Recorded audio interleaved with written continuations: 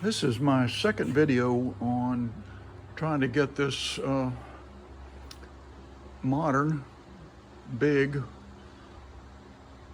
self-propelled Craftsman with the automatic choke and the self-priming model to get it running.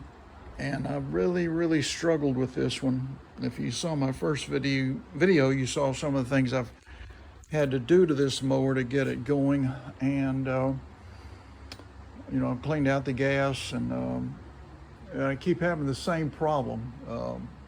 It starts and then it'll run great. Sounds perfect for about, well, maybe 30 seconds, 45 seconds, and then it starts struggling. And blub, blub, blub, blub, blub, blub, blub, blub, blub, and then it dies. And so usually, you know, that's going to be a fuel issue, carburetor issue. Obviously the spark is fine because it runs so powerful, and I thought, well, maybe it's a bad coil. But I keep coming back to the carburetor, and so I've changed the carburetor at least twice, and I began to suspect the automatic choke, because when it was, it doesn't have it on there now, but when I had that on here, yeah, these are standard. Here's one I had. Here's one of them I tried, but it leaked. And see, this is the automatic choke versus the primer type. Let me get it with it facing the same way. Okay, so we got that. And this linkage that runs from here over to right in there looks like this. It looks like that. And it's right up under the this plastic ring winder shroud. And as it heats up, this moves over. Let me hook this in, or I can show you. See, once that's in there, then this moves over. Whoop, and that then opens the choke. And normally you say, okay, is this broken or is it working? So it's got good spring. And so to me, that used to mean that it was okay. But I noticed with this model, you can kind of look down in here and see what's happening. I noticed that this would be vibrating right here, and it never would open up. See, to clear that. But it has to clear this to draw in a leaner fuel mixture when the engine's warm. So it would run fine when it's choked, when it needs a rich fuel mixture, when it's cold. As it warms up, that little linkage, which I just showed you up here, is going to push this and get that choke out of the way. Well, that wasn't happening. So I thought, well, for heaven's sakes, what am I going to do? I thought, well, I'll change the carburetor and go with a push to prime system, which is what I have on now. But I wanted to show you what I tried before I did that. I thought, well, I'll just get a new or replacement muffler, which is identical to that one, and put it on there, because this one has good spring and it appears to be okay. So I put that one on there. Same thing. Okay, so, well, I'm going to dig deep. So I dug way deep, found another one right here.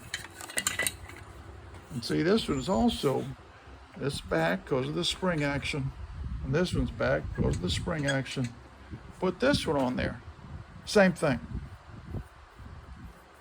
It never would push all the way over and get that choke out of the way. Same thing with this one. Same thing with the one that's on there now. Very frustrating. So I thought, to heck with this. I'm going to put a push to prime system on here, because at least I won't have the automatic choke, doing this until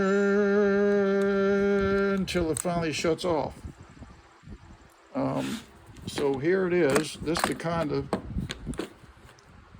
carb I put on here. Standard push to prime. That's what that little thing tells you, because that's where the air comes in.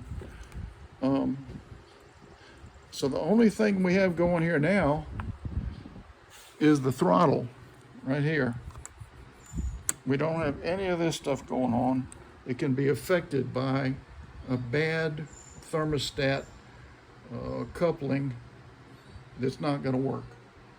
Okay, so that's what I've got here now. And there's the primer bulb. This is what was on there. Ready start. And guess what?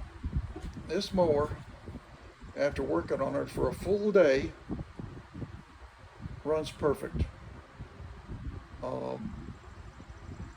I first put this carburetor on here. It leaked. And this one was sort of okay, but it was surging. So these two carburetors need work.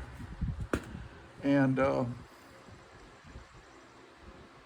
so I went into my supplies of old carburetors, found another one, put it on there. No leaks. It's been sitting here since last night, and it runs perfect. And the other good news, this is the way I got the mower. That's what it looked like up there. And fortunately for me, I found a vanity cover. It's not a Craftsman, which is what this mower is. Where is it? Right there. That's a Craftsman. But as you might have guessed, these things are all kind of interchangeable. So I found this. I'm going to put this on there, and it's going to be great. That's not an original cap. I may end up having to change that for all this to fit, but I don't think so. So all it takes now is 2 screws, one there and one there. Of course, I'll have to run the cord through that void in the cover. And I'm going to have me a beautiful self-propelled 163cc 725EX Briggs and Stratton type engine. And the only problem is it says Troy built, but at least I've got a cover, because that helps. Believe it or not, it helps keep trash out of there. And obviously, if I'm going to try and sell it, that's a better look. And the other thing I need to do now that I've got all this running, which I'm thrilled about, because this is an expensive mower right here. This would probably be about a $500 mower if you went to Home Depot or Lowe's or wherever and said, hey, I want a self-propelled Craftsman with the big wheels in the back. You're talking after taxes, about $500, maybe even more. And my cost on this mower, I believe, was $30. So that's pretty cool. And see, the wheels are in good shape. That was a tip-off to me that, hey, this thing hadn't had a ton of hours on it. It's a little dirty, but I can clean that up. I'm going to install this, and the only thing different is it's push to prime, but at least it's reliable and not shutting off on me. So there you go. I just thought I'd share with you what I had to do to get this mower going, and now it's even going to look nice. Come back for more.